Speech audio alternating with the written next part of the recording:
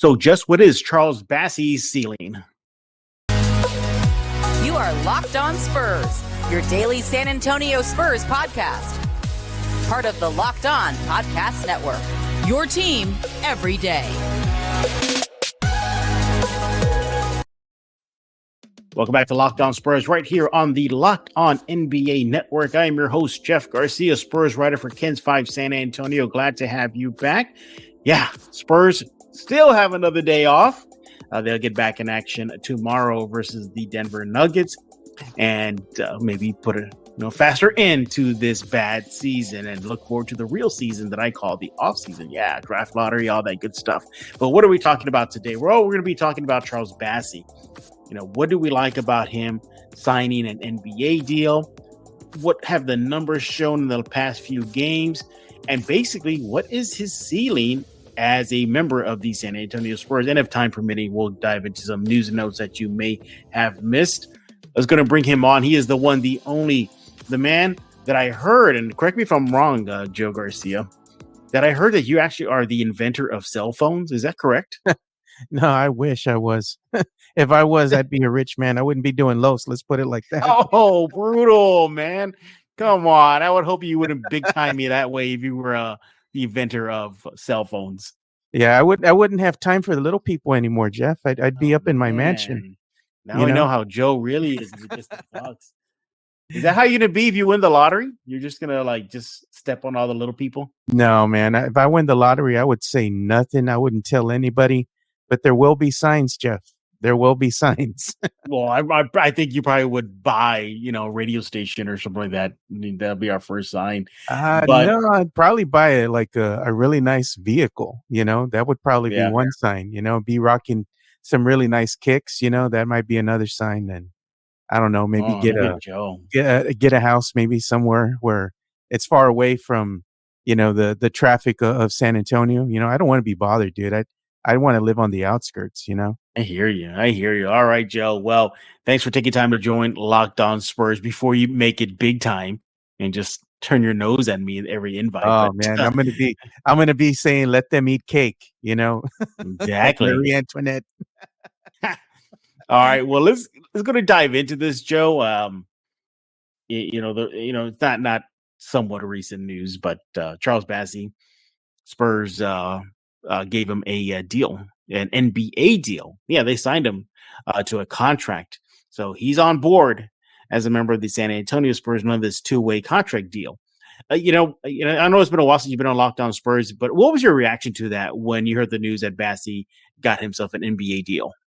Well, the timing, of the whole thing was, very telling. I think this came right around the time that the Spurs were heavily involved in trading one Jakob Poeltl. The rumors were swirling, and I don't remember at the time that they had already traded him or they were about to trade him. But, giving him this deal, it shows that the Spurs really believe in Charles Bassey. And looking at some of his film, looking at some of the, replays of his highlights and seeing what he does in the context of a game. I mean, I really believe at this point they think that he could be their starting center of the future. They see that he has a higher ceiling than one Jakob Poeltl, because we'll get into that, but he does have a lot of the tools, so getting him, at a really bargain basement deal, at 4 years, $10.2 million, including $5 million of that guaranteed. Average salary right now is looking at 2.5 million, per year. That's his base salary. And, they're not taking too much of a cap hit either, which is going to be 2.5 million. And they have a dead cap value at 2.5 million as well. So overall, it's a win-win for both parties. Yeah, it definitely is. And it's a team-friendly deal as well. We'll get into more what that could mean down the road. But yeah, again, not a bad deal, not a bad signing. Remember years ago how many Spurs fans, media were saying, oh, the Spurs need that athletic, bouncy big. Well, he is that. And we're seeing that he's very quick on the step, can get up easy, rebound, block, and score. Does a little bit of everything. But Joe, do we have to understand that he's still a product, that he's still a raw player that needs work? Yeah, he's still a work in progress. He has some things that he needs to work on, but when you're looking at him and what he can do out there on the court, there's some things to get excited about. I mean, how many times did you see Jakob Portal, be able to knock down a 3-pointer? I think he had maybe one or two for his career, Jeff. I mean, Right. Charles Bassey, if you wanted a big who could shoot a three, maybe drop back and shoot a stand up stationary jumper here and there, that might be Charles Bassey. So Spurs fans have some things to get excited about. Before we dive deeper into what it means and of course his ceiling, what grade would you give the Spurs signing him? An A, an F, a B? What would you put in the range? Oh, I'd give him a solid A, Uh-huh. at this point, because again, I think they see the ceiling that is going to be pretty high for one Charles Bassey, and might as well get him under, at the team friendly deal at a bargain discounted price before, he gets other suitors looking to see what he can do and maybe take a chance on him. So I think it's a solid A in my part, for the Spurs signing him. Yeah, I'm right there with you. I think it's a very solid A as well. It made sense because when he would get the call ups from Austin, when he was on that 2-way deal, you saw something. There was something there. You could see it. That enthusiasm, the want to win, and that ability to just get in the paint and just cause havoc. Let's look at some of the numbers out. Obviously we're talking about him splitting time between Austin and San Antonio. Well, before that, in his Austin uniform days, played about 10 games, shot the ball about 40%, and rebounding, was just, he was averaging about like 28% defensive rebounding. So he definitely was a monster on the glass. But again, we look at that and you have to understand that it is the, it is the G League. And look, no casting aspersions on them. G League is a path, but he definitely showed that he may be playing among boys. 10, well, what was he averaging? About 22 points per game. I mean, close to 23, Joe. It was ridiculous. He had, did you see that game he had? Well, not see it, but maybe heard about that game where he scored like 40 points in like a quarter and a half. I mean, it was just ridiculous. Yes. He was already beyond the G League level, wasn't he? Yeah, I mean, but he's still, again, there's still some things he has to work on as far as his mechanics go, and we'll start getting into that, But yeah, I mean, you could tell that he was further along than just having him delegated towards playing in the G League. But with a lot of the injuries hitting the San Antonio Spurs this season, I think Coach Pop had no choice but to go ahead and play one Charles Bassey. And when he started playing the kid, I think he saw some things he liked. Thus the Spurs going ahead and offering him a contract extension.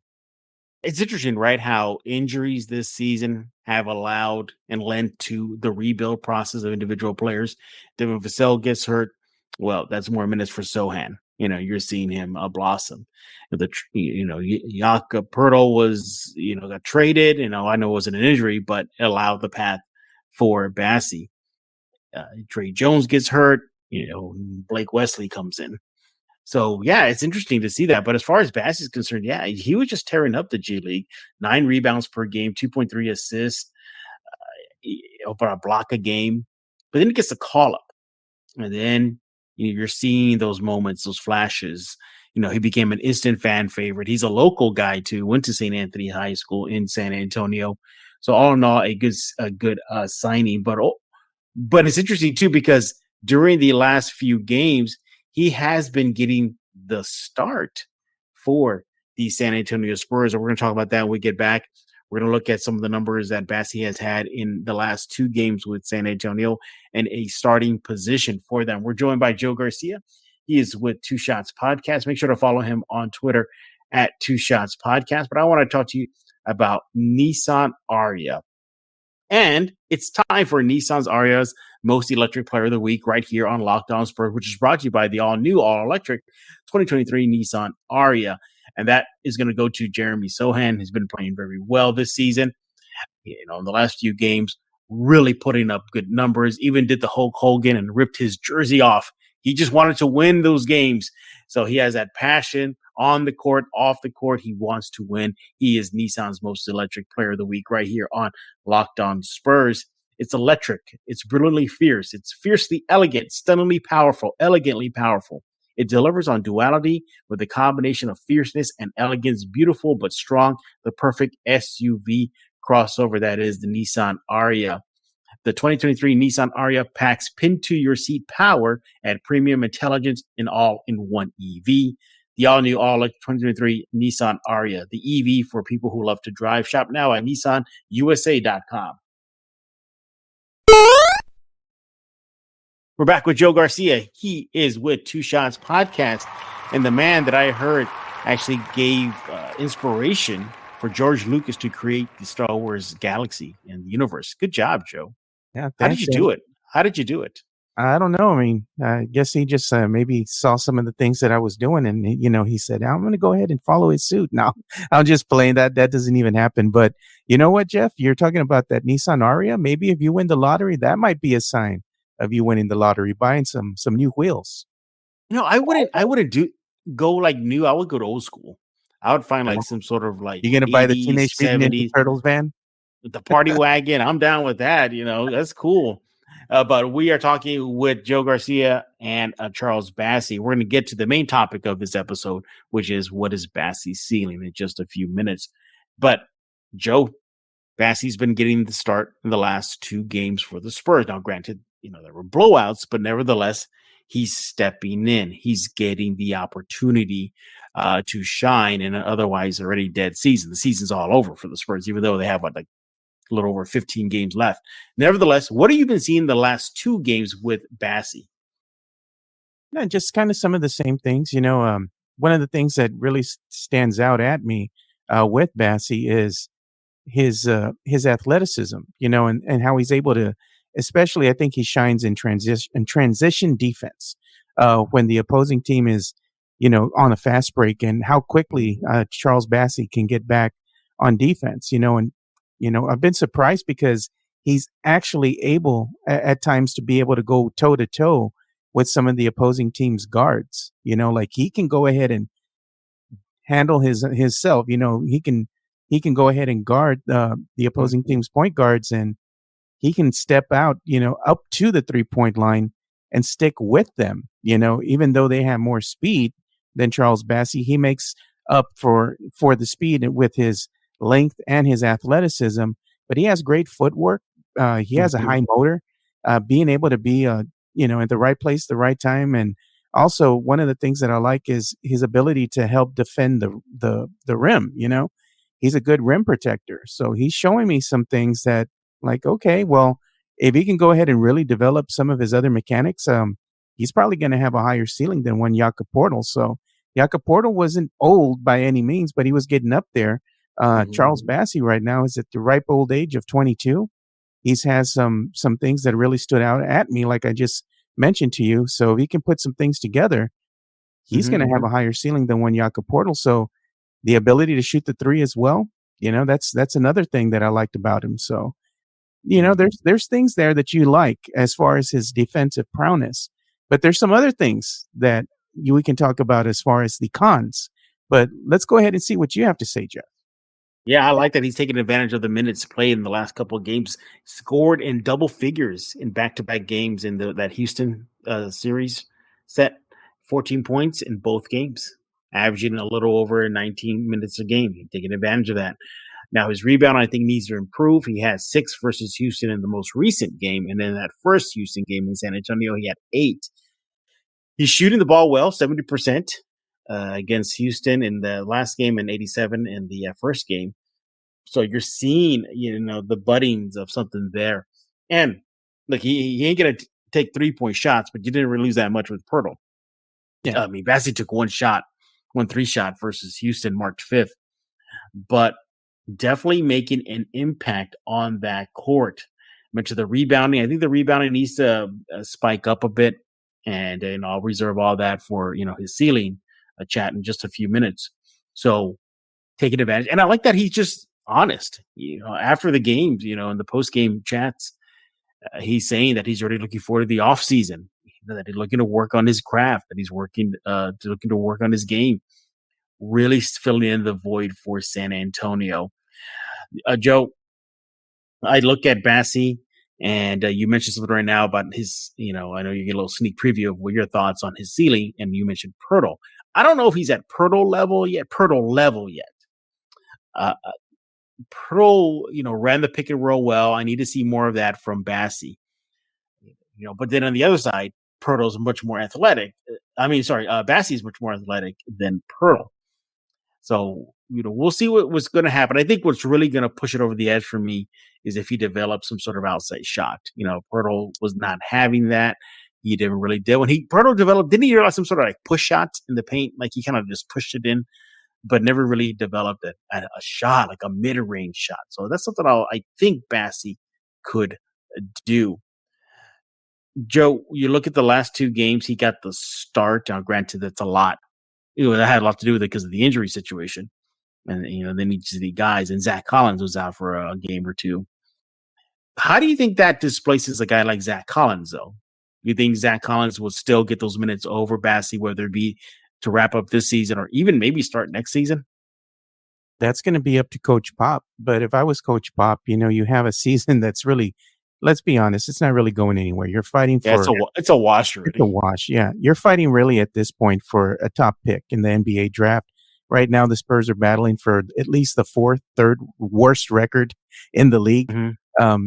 Go ahead and play Charles Bassey over Collins, because you need to go ahead and give your younger player a little bit more experience. Give him the run, give him the minutes, rest Collins a little bit because he is injury prone, as we have seen. So go ahead and let him take it easy. You don't want to go ahead and wear him out.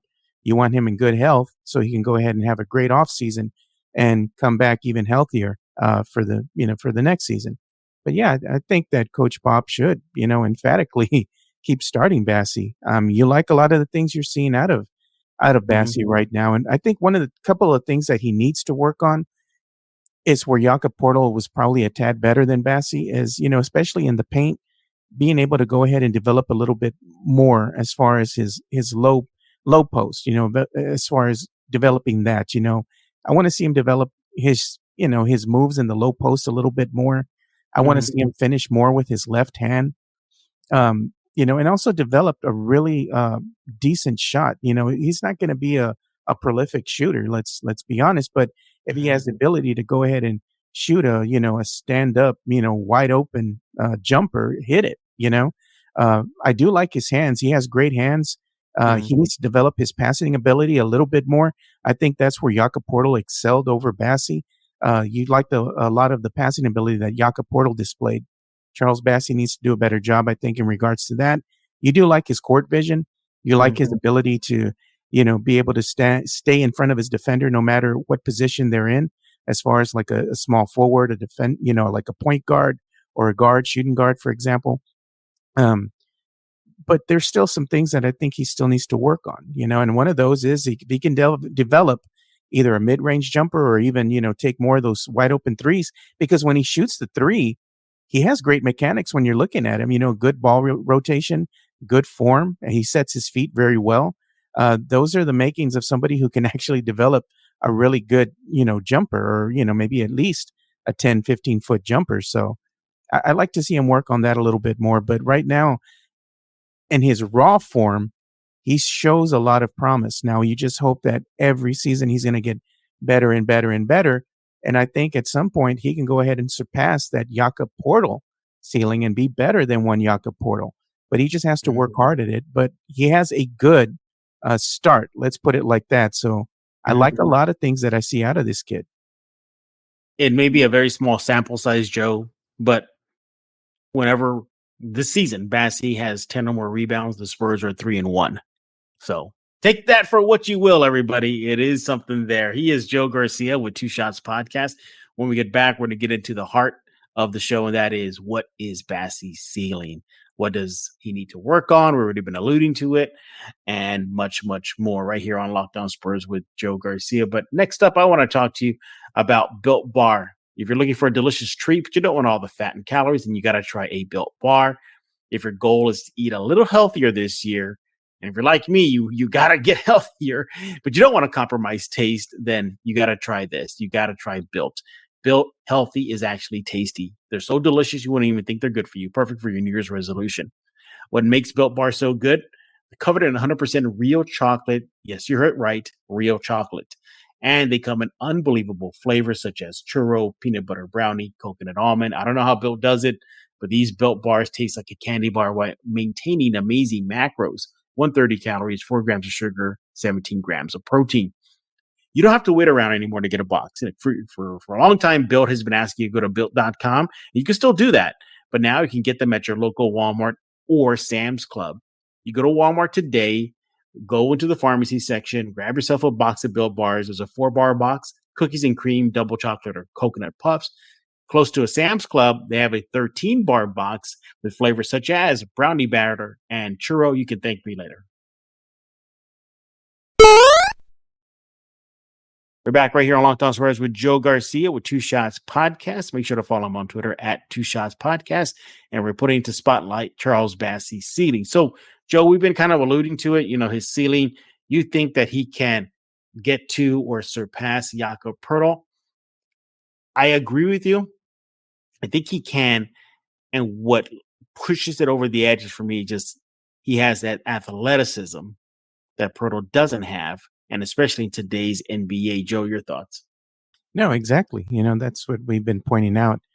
When you're looking at Jakob Poeltl lacked that speed and athleticism. But Jakob Poeltl was a very smart player out there on the court. His basketball IQ was high. He knew exactly when to come out and set the screens, really good in the pick and roll situation, being able to go ahead and pass the ball. And he was a solid rim protector, a solid rebounder. And, you see a lot of those same things out of one Charles Bassey, but they're in their raw form right now. And you compare him to Jakob Poeltl as well, and you look at the turnovers. And that's one of the things that I think he could kind of, get better at. I mean, overall, you're looking to see what he does, and he does turn the ball over every single game, it seems like, except for this last outing against the Houston Rockets. He had 0 turnovers, which is great, going along with his 14 points. But when you look what he did over the course of the last couple of games, he had, 4 turnovers against the Houston Rockets in their first matchup on March the 4th. He had 4 turnovers against the Indiana Pacers on March the 2nd.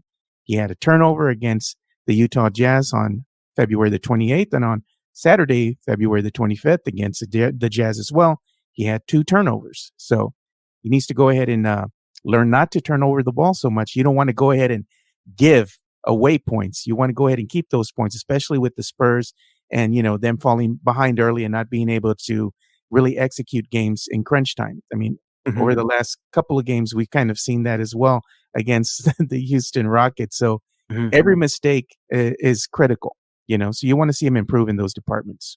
Absolutely. In the last 3 games, he's averaging 11 points per game, 6 rebounds per game, 2.3 assists, and got the start, as mentioned, versus Houston. So, yeah, there's something there. You dig a little deeper, too. You look at just the month of March, again, double figure scoring. He jumped from, in February, he was averaging about 7.8 in 5 San Antonio games. So he's taking advantage of those minutes. So I like that as well. So his ceiling is very high. For me, the jury is still out. He's only going to get about 15-ish games to close out this season. Then the real deal will begin. That in the offseason, what will he improve upon? We alluded to it. You mentioned lessening turnovers, shooting the ball better. I love to see you develop a better basketball IQ, as you mentioned, Joe.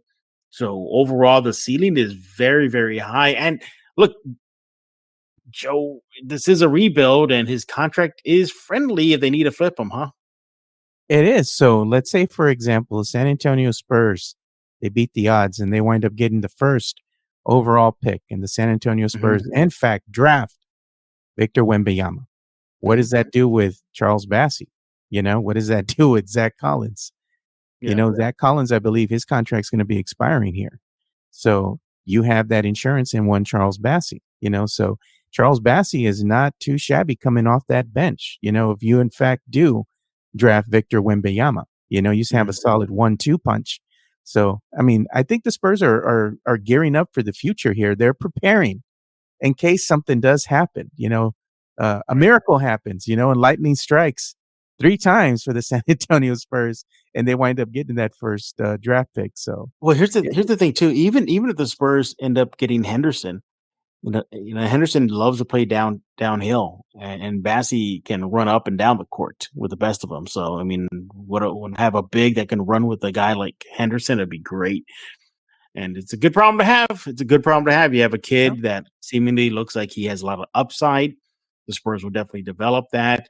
Good signing. He has some NBA experience. He played with Philadelphia before coming to San Antonio. So I think his learning curve is going to be a lot shorter.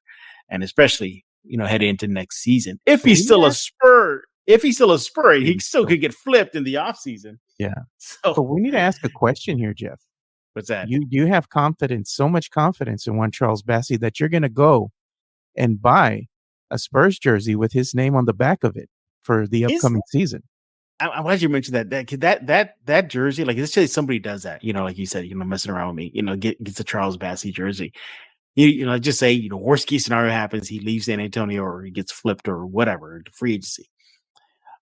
And then you fast forward a few years later and you show up to a Spurs game with a Bassey jersey. People will look at you like, you know what? You're that guy. You have a Bassey jersey? Where did you get that? I could definitely see something like that happening. Yeah. But I mean, you could get it for next season, like you can definitely get it for next season. Yeah. Because they do tailor jersey, right? So you can get your own custom jersey with any name on it, right? Yeah, you can get any name. Believe me, I've seen a whole bunch of them, Jeff. Oh yeah. Did you ever see the one where those fans wore the Wembanyama one? They were like a pair. Yeah, that was a funny one. But, yeah, I've seen some with some Mexican slang on the back of them too. I think I sent you some pictures of them as well. It's like that wasn't you? No, man, that was not me. But some of these Spurs fans have no chill, dude. Like, they just don't care. He is Joe Garcia with Two Shots Podcast. Joe, tell us what's going on with Two Shots. Oh, we're going to be recording another episode on Thursday. So that'll be releasing either Thursday evening, depending on when we finish, or it's going to be released early Friday in probably the first half of the day. So keep an eye out for that. I'm working on getting some special guests for that one. So we'll see. Hopefully things can line up and we're going to have another good show. I think your ceiling, Joe, is Joel Embiid. Yeah, you could be that dominant. Oh, my goodness, dude. You're speaking about Joel Embiid. And it's funny because over this past weekend, I was watching, the NBA game with the Sixers and the Spurs, and I was watching UFC boxing. And I had my boy here, Jonas Clark. He's a good friend of mine. And we were watching the Sixers game. And I don't know why they did this, but somebody from ABC went ahead and put on there the catchphrase, Embiid, indeed. I was like, wow. They need to coin that one, dude. I was laughing. I thought it was hilarious when you said Joel Embiid. It reminded me of that. Embiid, indeed. Embiid, indeed. But yeah, we'll definitely see. I don't know. Definitely don't forget to check out Joe's show, Two Shots Podcast. He has a lot of cooking for you. It's not just Spurs. He covers everything, and I mean everything. Are you dabbling to the Brahmas too? Yeah, dabbling into the Brahmas if I have time. All right. I've been busy. Yeah. I've been working a whole lot, but I will be seeing a screener here coming up and on the 14th, Jeff, of John Wick 4. So we're going to be doing a movie review on that one. So watch out for that. See what I mean, everybody? See what I mean? He covers everything, even off the court, off the field, off the diamond. Joe Garcia has it for you at Two Shots Podcast. And make sure to follow Locked On Spurs wherever you get your favorite podcast. Stitcher, iTunes, YouTube, the Kins 5 Plus app, so many other outlets for you to check it out. And make your second listen Locked On Game to Game NBA. Every stat, every box score, every highlight covered on Locked On Game to Game, available on the Odyssey app, YouTube, wherever you get podcasts. So for Joe Garcia, I am Jeff Garcia. We're putting a lock on this episode of Locked On Spurs.